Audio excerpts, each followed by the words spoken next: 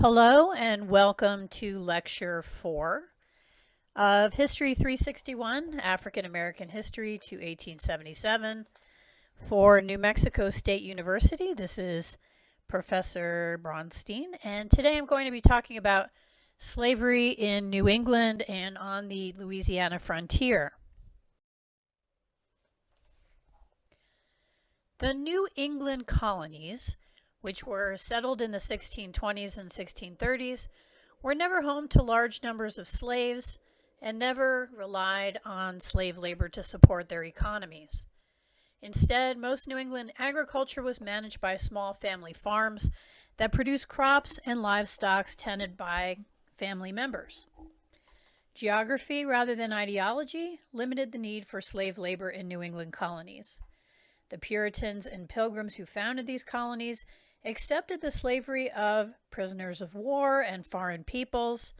They enslaved their Native American enemies, and they also found themselves drawn into African slavery as a consequence of commercial interactions with slaveholding Caribbean colonies.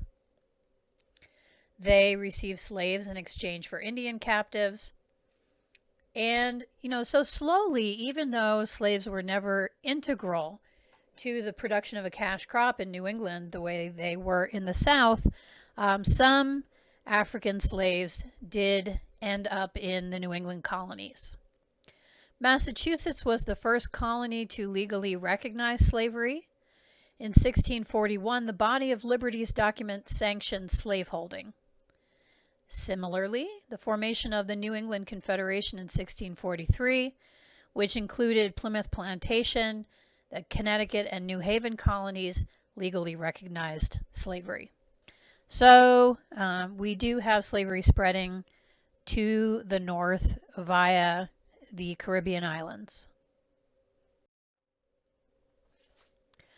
Rhode Island was the only colony to reject slavery at first, but it embraced the institution later, becoming the colony in New England with the largest number of slaves.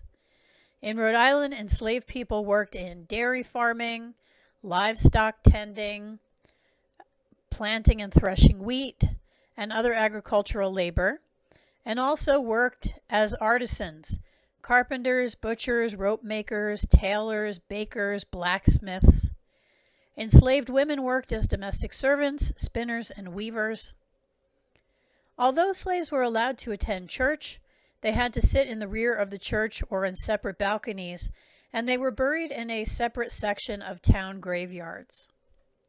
It is quite interesting, though, that some owners of slaves did erect fairly ornate headstones to commemorate the lives of their deceased servants.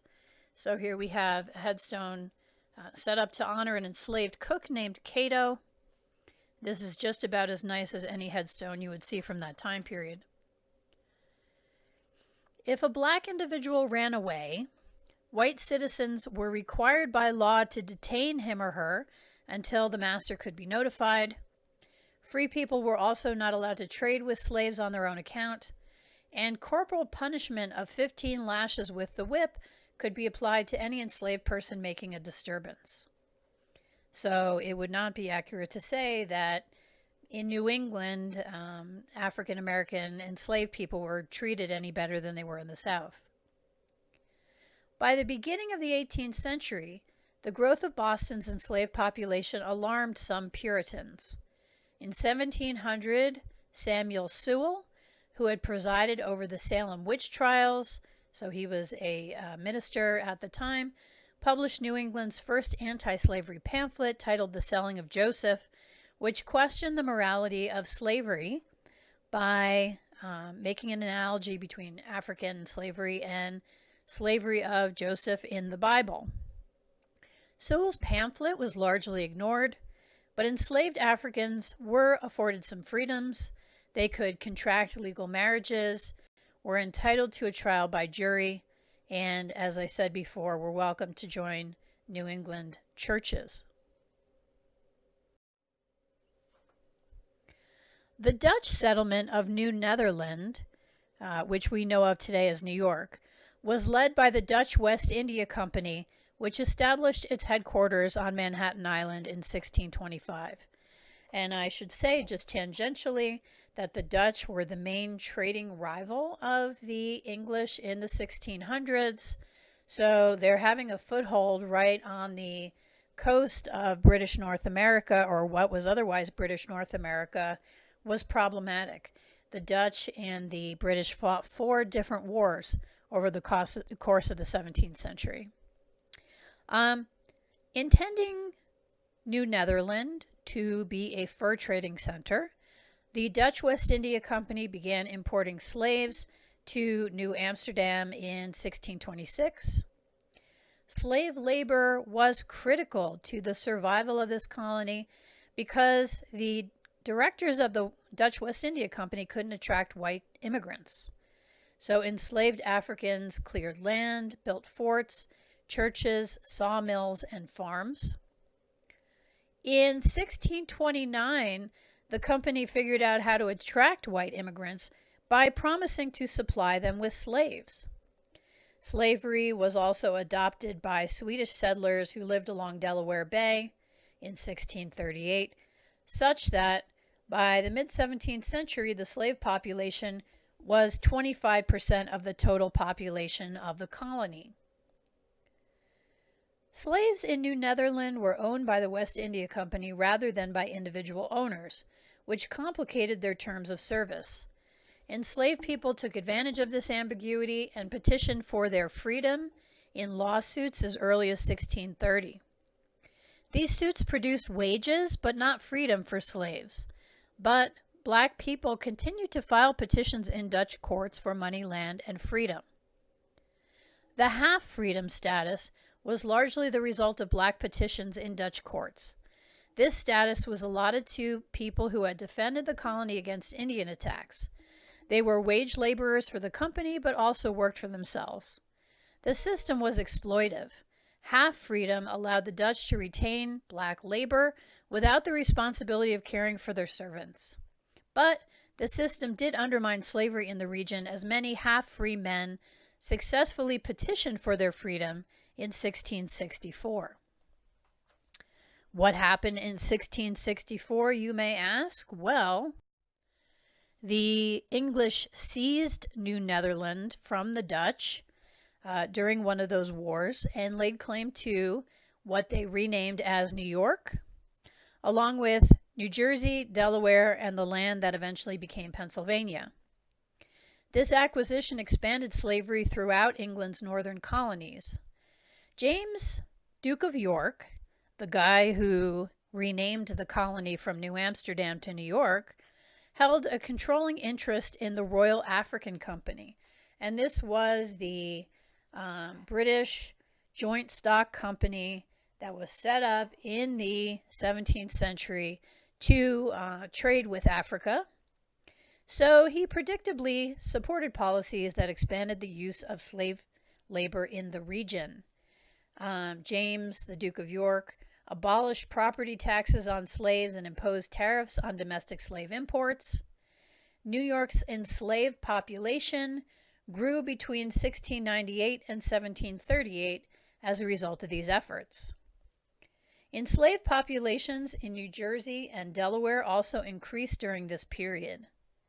New Jersey, which was originally controlled by English proprietors appointed by King Charles II, sought to encourage settlement and cultivation of farmland by offering 60 acres per slave to colonists who imported slaves.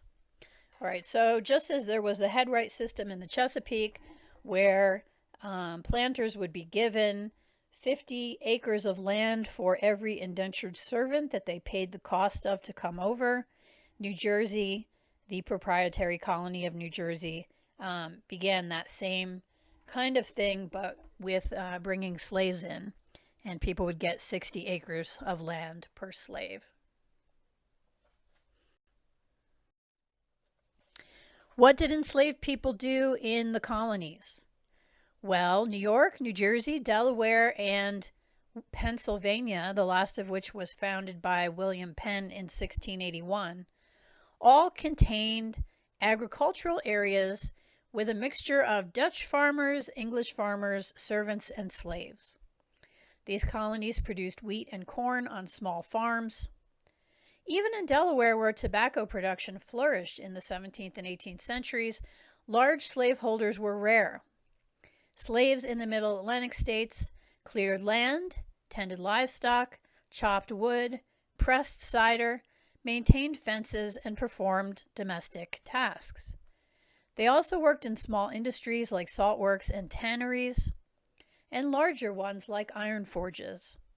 They worked with indentured servants and lived in their masters' households, but they slept in back rooms, attics, closets, kitchens, outbuildings, and other undesirable spaces.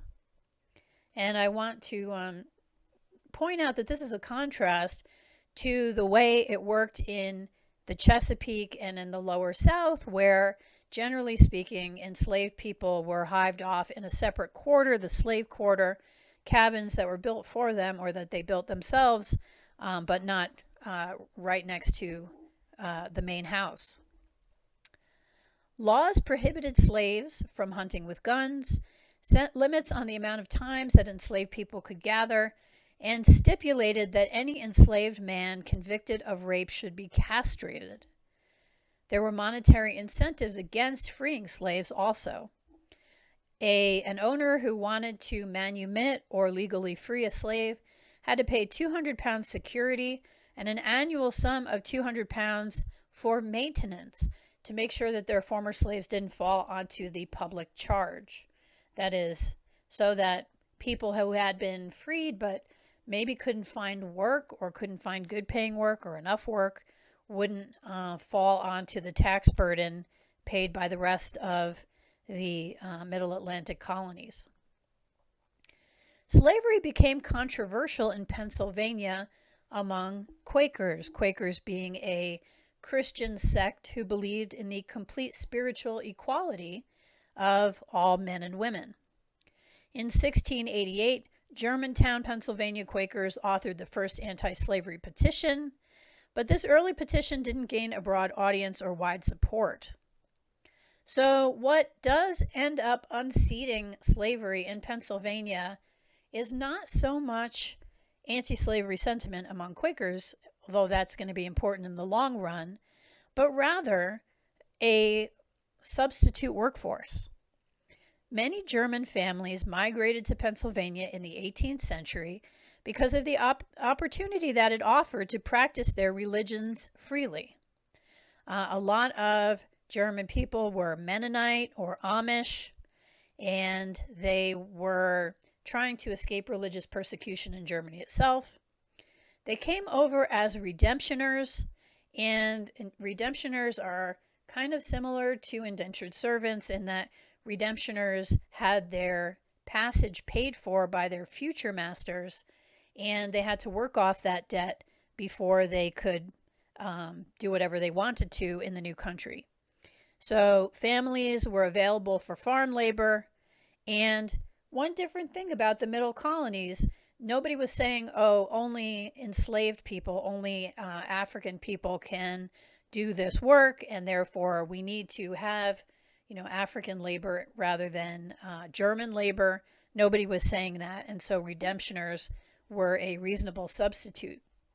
As you can see here in this Pennsylvania newspaper from the 1790s, you have both an advertisement for a black person who has 8 years to serve, and a number of healthy German men and women redemptioners just arrived in Lancaster and to be sold for a term of years. So you have African Americans and German immigrants working side by side. Finally, I'm going to be talking about slavery on the frontier, and by the frontier here I mean the Louisiana Territory, which was a French colony extending from the Gulf of Mexico to the Canadian border. It had been claimed by French explorer Robert de La Salle in 1682. It was originally populated by European immigrants who wanted to become rich in the fur trade. But by the 1700s, French investors decided they wanted to build plantation settlements in Louisiana, like the sugar colonies that they had already established on the West Indian islands of Saint-Domingue, Guadeloupe, and Martinique. In the early years of the colony's development, Louisiana didn't have the manpower to maintain large-scale commercial agriculture. As of 1706, the colony had fewer than 100 French and Canadian inhabitants, most of whom were fur traders and soldiers. Laborers were needed to clear land, build forts, roads, levees, and irrigation works, and to cultivate the plantations that the colony hoped to establish. The colony couldn't attract European immigrants except for a few thousand convicts exiled from France, but even the convicts couldn't bring the colony's population up over 2,000 white people. Mortality rates among the incoming European colonists were high. Those who survived often fled. Native Americans maintained an indigenous slave trade in the region and had sold more than 200 slaves to the French. Native American slaves were often used as domestic servants in households, where they sometimes became wives or concubines or adopted children. But the Indian slaves proved disappointing. As one French official complained, quote, "They are not appropriate for hard labor like the blacks." To save the colony from extinction, France sent shiploads of slaves and rice seed to Louisiana directly from Senegal, the African region where the French controlled the slave trade. And here you have a picture of the west coast of Africa showing you Senegal, Gambia, and Sierra Leone, so the area of West Africa from which the French were delivering enslaved people. Between 1719 and 1731, the French shipped almost 6,000 enslaved people to Louisiana, and the enslaved people there learned to speak French. They were converted to Catholicism, which was the law there at that time. The slave code also allowed for the slaves to marry and for their children to be baptized, and so the population began to grow sort of naturally. Enslaved people in frontier Louisiana were used to grow food for home consumption, care for animals, work in tobacco fields, and in the alluvial plain of the Mississippi River, they began to grow rice. Men worked alongside women, planting, harvesting, felling trees, chopping wood, making shingles out of cypress, and manufacturing tar from fallen trees. They were taught artisanal skills like carpentry and metalwork, and inventories from the time show that enslaved people did have some personal possessions and some ability to move throughout the countryside. And even though it was prohibited, that Frenchmen, enslaved people, and indigenous people drank and gambled together. So there was a fair amount of fraternizing among these various groups. Slave imports to the Louisiana colony nearly ended in 1731, when the Company of the West Indies relinquished its control over the region. The number of slaves in the colony also decreased when a free black militia was formed to subvert slave rebellions and Indian attacks. Even so, racial boundaries remained somewhat fluid in Louisiana.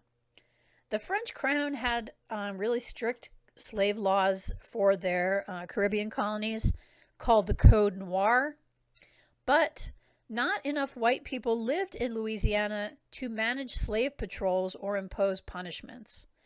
Richard White, a famous historian, calls this kind of situation a cultural middle ground, where you don't have enough Europeans to completely impose European punishments and sanctions. Europeans are outnumbered by some other group, whether it's indigenous people or here slaves, and so they have to create a society that is based on a set of cultural negotiations, and that is what cultural middle ground means.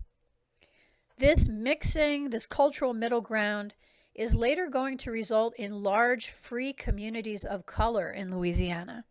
So one of the largest concentration of free African Americans in the United States will ultimately be in Louisiana, with their own very inimitable culture, that I'm sure we will get to in a subsequent lecture.